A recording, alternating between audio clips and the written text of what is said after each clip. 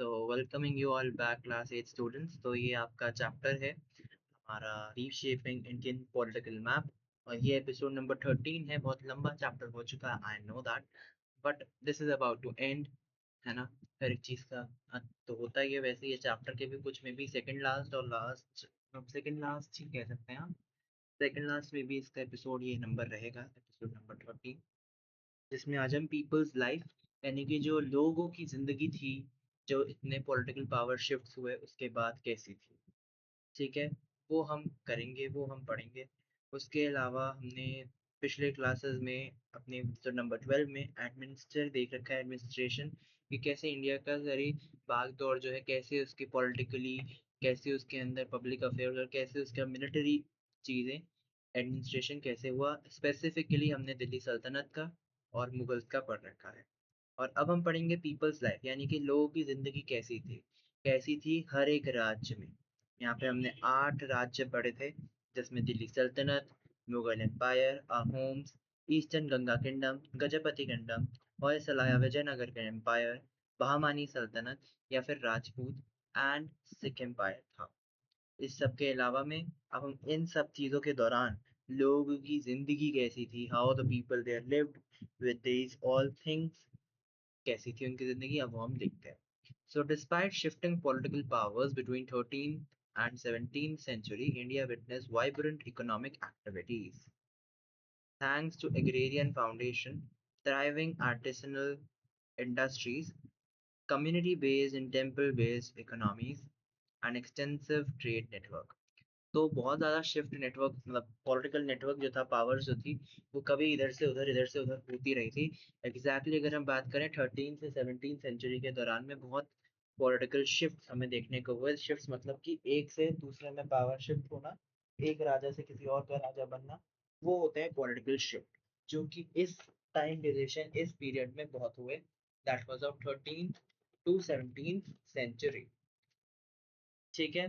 और इसके बावजूद भी इंडिया ने बहुत ही इकोनॉमिक एक्टिविटीज, बहुत ही वाइब्रेंट यानी कि बहुत ही अच्छी इकोनॉमिक एक्टिविटीज देखी।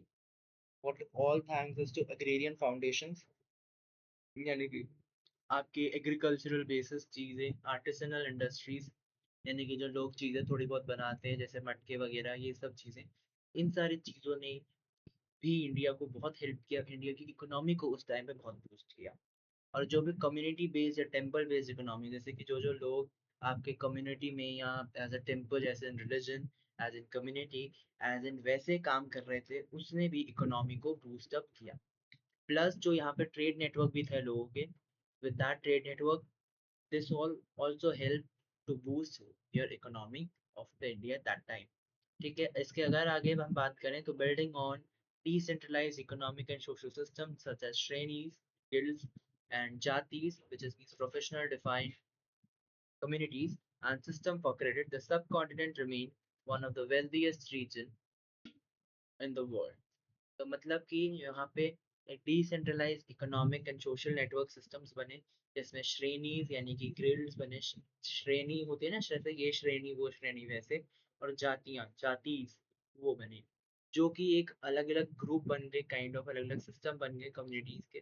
तो उसने क्या हेल्प किया, उसने आपके ये ऐसे सिस्टम्स ने हेल्प क्या किया। एक तो सेंट्रलाइज सिस्टम नहीं है जैसे सबको एक जैसे रखे, अलग अलग सिस्टम है, तो ये अलग अलग system economically and socially systems से, जो कि आपके यहाँ पे इंडिया के सब कॉन्टिनेंट पे बने। और ये इंडियन सब कॉन्टिनेंट को इसी वजह से ऐसी ऐसे सिस्टम ने, ऐसे इन सब चीज़ों से बहुत क्रेडिट मिला। और ऐसे लिए जो सब कॉन्टिनेंट था, इंडियन सब continent which comprises of India and like many other neighbouring countries, which is like Pakistan, Myanmar, Bangladesh, Bhutan, Nepal, these all things, ये सब के साथ साथ ही आपका ये इंडियन सब कॉन्टिनेंट बना। So this remained one of your wealthiest region in the world at that moment of time. The सल्तनत पीरियड में अब हम आते हैं, तो मतलब कि हमने यहाँ तक पढ़ा। आगे अगर हम बात करें तो सल्तनत पीरियड में हम आते हैं। सल्तनत period saw some progress in infrastructural work, especially roads in North India, bridges, a few canals, and other irrigation works. Apart from the creation of new cities, all of which expanded considerably during the Mughal period. तो अब हमने यहाँ पे क्या बातचीत कर रही है, यहाँ पे हमने ये बात करी है कि जो सल्तनत पीरियड था यानी कि दिल्ली सल्तनत का पीरियड था, उसमें बहुत ज़्यादा इंफ्रास्ट्रक्चरल वर्क हुआ यानी कि बहुत चीज़ें बनी, बहुत चीज़ें बिल्डिंग्स बनी, रोड्स, नेटवर्क्स, बिल्डिंग्स, ब्रिजेस, ये सारे बहुत चीज़ें बनी। प्लस एग्रीकल्चरल, फार्मिंग उससे रिलेटेड भी इरिगेशन सिस्टम से बहुत चीज़ें बने। अब ये चीज़ें कहाँ पे बन रही हैं सिटीज़ में जो पूरा जो सल्तनत के अंडर में रीजन आता है वहाँ पे, तो इन सिटीज़ को एज एन होल डेवलप कर रही हैं, नई नई सिटीज़ बन रही हैं, जो कि आगे चल के आपकी एक्सपैंड, और वो जो एक्सपैंडेशन हुआ ना, सिटीज़ और आगे एक्सपैंड हुई, जो रीजन और एक्सपैंड हुआ, that happened during the Mughal period. Mughal period के दौरान में ये सब एक्सपैंडिंग हुई। ठीक है? इसी के साथ में जो दिल्ली सल्तनत ने जो उस टाइम पे बनाया, उसके बाद में आपका वो एक्सपैंड कब हुआ आगे मुगल पीरियड में। ठीक है? तो दिल्ली सल्तनत ने मेन यहाँ पे बनाया। आगे अगर हम पढ़ें तो coins and several metals and denominations were introduced as currency. तो जो कॉइन्स थे बहुत ही अलग-अलग मेटल जैसे कि सिल्वर हो गया, है ना, कॉपर हो गया, इन सब में बने। और डिनोमिनेशंस मतलब कि छोटे-छोटे रुपीस, लाइक रुपीस से भी छोटे-छोटे 25 पैसे, 50 पैसे उसमें बने, है ना? The Mughal will use a different system with रुपया of silver and a dam of copper. तो मतलब कि रुपया और डैम बनाया उन्होंने सिल्वर और कॉपर का। ठीक है? डिनोमिनेशन का मतलब होता है कि छोटे-छोटे और छोटे-छोटे पोर्शंस कर दिए, जैसे 1 रुपए बाय 2 कर दिया तो 50-50 पैसा, 1 बाय 4 कर दिया तो 25-25, 25-25 पैसा, ऐसे। तो अभी हमने यहाँ पे देखा जो 4 चीज़ें वो क्या-क्या हैं? Let us go through it again before moving forward. तो हमने देखा कि जो एग्रीकल्चरल बेसिस चीज़ें थी वो ज़्यादा यहाँ पे बढ़ी, है ना? उसके बाद जो श्रेणी या जातियों के आधार पे हमने बाँटा, उससे भी आपको यहाँ पे हेल्पिंग हुई, ठीक है? Which help like to develop communities as a whole, ठीक है? देन हमने यहाँ पे एक और 2 चीज़ें क्या पढ़ी सल्तनत मुगल पीरियड के बारे में, कि सल्तनत पीरियड में बहुत ज़्यादा इंफ्रास्ट्रक्चरल वर्क एंड ये सब हुआ। और वो सिटीज़ एक्सपैंड हुई मुगल पीरियड में। और जो कॉइन्स इंट्रोड्यूस हुए थे जब मुगल्स पीरियड में, वो भी आज तक भी बच्चे चलते हैं, जैसे 1 रुपए का सिक्का, 2 रुपए, 10 रुपए, 5 रुपए, 20 रुपए तक का भी सिक्का आता है। तो ये सिक्के आज तक भी चलते हैं। ठीक है, यहाँ पे आपको एक पर्शियन व्हील दिख रहा है। This Persian wheel is used to draw water, जो कि आपकी टैंकियों और वेल्स से निकल के इरिगेशन में यानी कि एग्रीकल्चर, फार्मिंग वगैरह की नीड्स में जाता है। इसके अलावा आगे हम चलते हैं। So this is the Vijayanagar land grant inscripted on copper plate is equivalent to modern day property deeds। यानी कि विजयनगर का लैंड ग्रांट है, यानी कि जो होता है ना जमीन के कागजात वगैरह, वो एक कॉपर प्लेट में उसके लिखा हुआ है। जो आज के जो प्रॉपर्टी के कागज होते हैं उसके इक्विवेलेंट, उसके इक्वल है ये चीज। ठीक है, आगे अगर हम बात करें यहाँ पे agricultural, agriculture was the mainstay of the Indian economy. We have already seen how rulers relied on agrarian revenue to maintain their administration and military, typically extracting land revenue at one-fifth of the produce, though some of the sultan raised it as high as one half। तो जो agriculture था वो like अ main bone थी, main spinal cord जैसे हमारे शरीर में होती है, तो वैसे ही इंडियन इकोनॉमी की मेन स्पाइनल कॉर्ड थी। क्यों?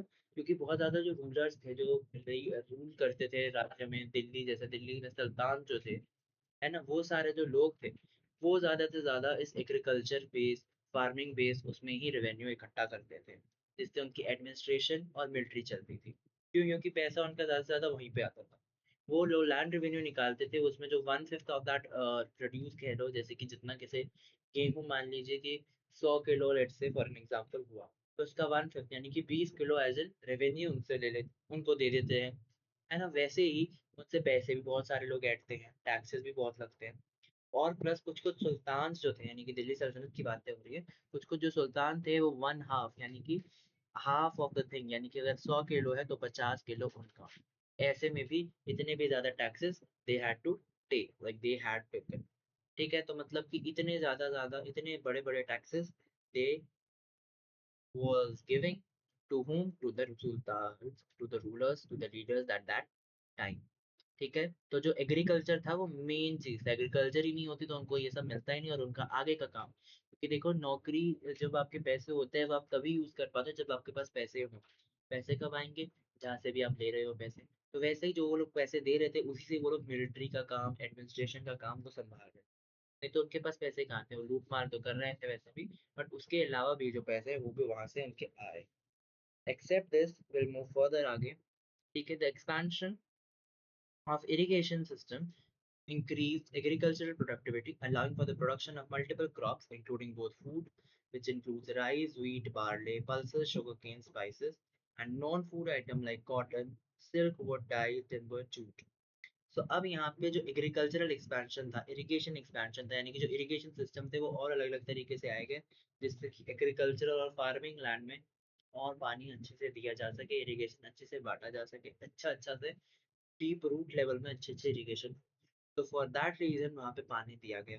एंड प्लस उसमें इरिगेशन सिस्टम एग्रीकल्चरल प्रोडक्टिविटी बढ़ाई, यानी कि जितना आपका प्रोडक्टिविटी, मतलब कि जैसे बच्चा कोई पढ़ाई करे तो वो 1 घंटे में भी पढ़ सकता है, 10 घंटे में भी पढ़ सकता है।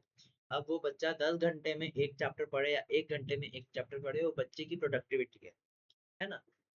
कुछ बच्चों को 10 घंटे पढ़ के भी एक चैप्टर याद नहीं होता, और कुछ लोग 10 मिनट में ही एक चैप्टर कर लेते हैं। This is what differences of a productivity. वैसे ही प्रोडक्टिविटी कैसे बढ़ती है, फोकस बढ़ाने में, पढ़ाई में ध्यान लगाने से, जो कि बहुत बच्चों का लगता नहीं है। बट वैसे ही एग्रीकल्चरल प्रोडक्टिविटी कैसे बढ़ती है, इरिगेशन यानी कि जो पानी है उसको बढ़ाने से, चीजें जो एक पौधे को चाहिए उसको करने से। तो वैसे ही प्रोडक्टिविटी किसकी बढ़ाई, इरिगेशन सिस्टम अच्छा किया, जिससे कि एग्रीकल्चर प्रोडक्टिविटी बढ़ी, जिससे कि जो प्रोडक्शन है बहुत सारे अच्छे अच्छे मल्टीपल क्रॉप्स का हुआ, जिसमें food and non food item, food मतलब कि जो फूड आइटम मतलब कि जो हमारे खाने में इस्तेमाल होता है, जो कि हम खाते हैं, whatever item that includes food item उसे कहते हैं, and whatever item that other things include is non food item जिसको हम नहीं खाते, and that non food item and food item comprises, जो कि मल्टीपल क्रॉप्स में आता है। फूड आइटम में आपका rice, wheat, barley, pulses, sugar cane, spices आता है। एंड नॉन फूड आइटम में बेटा प्रोडक्शन आती है, मतलब कॉटन की, सिल्क की, वुल की, डाइस की, टिम्बर की एंड जूट की। ठीक है, अगर हम बात करें, so let us note that agricultural output varied from region to region and period to period. The peasantry suffered several severe famines in this period, with relief depending upon the particular ruler witness. तो मतलब कि यहाँ पर जो है, जो हर एक production थी एग्रीकल्चर की, क्या से क्या बनी, क्या आउटपुट निकले एग्रीकल्चर का, वो टाइम टू टाइम और रीजन टू रीजन अलग था, कि कहाँ पे वो लैंड सिचुएटेड था। जैसे साउथ में है तो विजयनगर, ये सब अगर उड़ीसा काइंड ऑफ रीजन में है तो जो वहाँ पे थे वो, जो अगर असम रीजन में है तो वो लोग देखेंगे, है ना। और अगर आपके दिल्ली सल्तनत रीजन, दिल्ली या बाद में मुगल लोग, वो सब देखेंगे।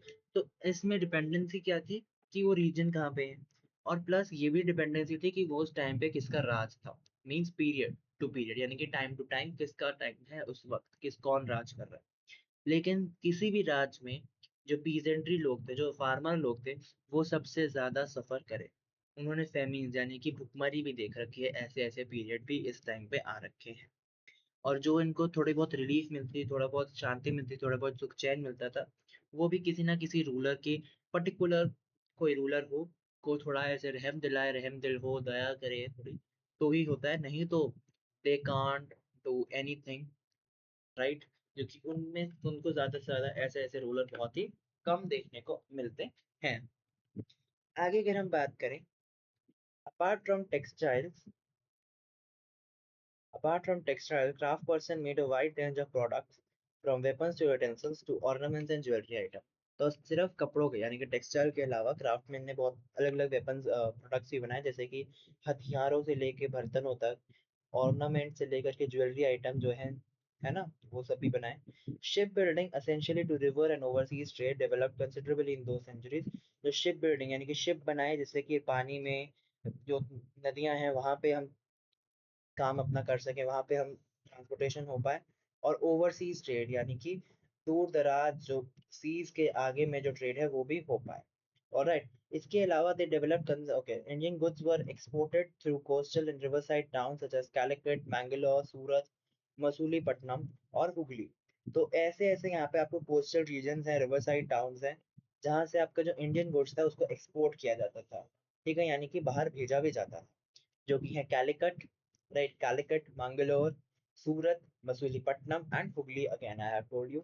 Now Indian imported much less than it exported, मतलब कि इंपोर्टेड मतलब कि इंडिया खुद बाहर से बहुत कम लेता था जितना वो देता था। लाइक हम एक्सपोर्ट मतलब कि हम बाहर पहुंचा रहे हैं, इम्पोर्ट मतलब कि हम बाहर से ले रहे हैं। तो उस टाइम पे इंडिया बहुत ही कम बाहर से लेता था, imported much less than exported, मतलब कि एक्सपोर्ट बहुत ज्यादा करता था, इम्पोर्ट बहुत कम करता था, राइट। आगे अगर हम पढ़ें, import product includes silk, horses, metals and all kind of luxury goods. यानी कि जो हम इम्पोर्ट करवाते थे वो था सिल्क कपड़ा जो होता है, सिल्क, हॉर्सेस यानी कि घोड़े इम्पोर्ट करवाते थे, कुछ कुछ मेटल्स इम्पोर्ट करवाते थे, एंड बहुत ज़्यादा लग्जरी गुड्स देते थे, जो कि हम हर एक काइंड ऑफ लग्जरी गुड्स जो है, जो कि उस टाइम के रूलर्स को था, वो सारा कुछ इम्पोर्ट होता था। उसके अलावा अगर हम बात करें, merchants from Arabia, Persia, that is now Iran and Central Asia, settled in Indian ports and contributing to the bustling trade activity. यानी कि बहुत सारे मर्चेंट अरेबिया से थे, जो कि अरब है, पर्शिया से थे जो अब ईरान है, और जो सेंट्रल एशिया से थे, वो सारे ज्यादातर इंडियन पोर्ट से वहां पे ट्रेड वगैरह होता था, ठीक है, जो कि आपका ट्रेड एक्टिविटी में हेल्प करता था, ठीक है। तो वो सारा जो ट्रेड होता था वो अरेबिया, अरब से, पर्शिया, ईरान से और सेंट्रल एशिया से ज्यादातर होता था। अब जो हुंडी सिस्टम था, द हुंडी system which was also enabled merchants to transfer fund across political boundaries without physically transporting currency, making less vulnerable to plunder। मतलब एक हुंडी सिस्टम था, हुंडी सिस्टम में क्या था, जो मर्चेंट्स थे यानी कि जो ट्रेड वगैरह कर रहे हैं, वो फंड ट्रांसफर करते थे अक्रॉस पॉलिटिकल बाउंड्रीज, वो बाउंड्री के अक्रॉस, यानी कि एक कंट्री से, एक कंडम से दूसरी कंडम में कर लेते थे करेंसी ट्रांसपोर्ट। कैसे, अभी हम देखेंगे, ट्रांसफर कर लेते थे फंड्स विदाउट फिजिकली, यानी कि फिजिकली ऐसे धन मतलब पैसे करेंसी देने से अच्छा वो ऐसे ट्रांसफर कर लेते थे, क्योंकि अगर वो ऐसे करते थे, चोरी डकैती इन सब का भी होता है ना, डकैती वगैरह का, कि चोरी हो जाती है ऐसे। तो क्या होता था कि trader community such as Marwaris become adept at operating across different political regions, developing parallel system of credit and trust that function independently of official this thing official structures. तो जो ट्रेडर कम्युनिटीज थी, यानी कि जो बहुत कम्युनिटीज जो trade करती है, जैसे कि मारवाड़ी जो लोग हैं, वो बिजनेस में बहुत अच्छे होते हैं, मारवाड़ी लोग, दे बिकम अडेप्ट, यानी कि वो ऑपरेट कर लेते थे कि हर एक अलग अलग पॉलिटिकल रेजिम, हर एक पॉलिटिकल जिनका राज था उनमें अलग अलग वो क्या कर लेते थे, ऑपरेट कर लेते थे, अपना बिजनेस चला लेते थे। और पैरेलल सिस्टम यानी कि क्रेडिट का भी जो अपने वो रखते थे, क्रेडिट इन द सेंस कि लोग जो उनसे उधार वगैरह ले लेते थे, एंड ट्रस्ट का भी कि भैया हाँ वो लोग वापस दे देंगे, वो उनको इंडिपेंडेंटली उनके फंक्शन किया ऐसे ऑफिशियल स्ट्रक्चर्स को, जो कि उनको हेल्प आउट करा अपना बिजनेस को फंक्शन करने में, ठीक है। ये था हुंडी सिस्टम के बारे में, अभी हम पढ़ेंगे आगे वाले अपने इसमें, ठीक है। और आई थिंक सो आज के लिए इतना ही। आगे का जो है आपका ये more part of people's life, ये हुंडी से एंड अदर थिंग्स, ये हम अपने नेक्स्ट एपिसोड में करेंगे। For this episode this much only, will meet you soon with the next episode and will complete people's life episode number 2. For that we'll take like episode 14. The people life part 2 will be there in episode number 14. So for now, this much only for this episode. We'll meet you soon with people's life and we'll complete people's life in our next video, in our next episode as well. So till then, thank you and bye bye all. Take care.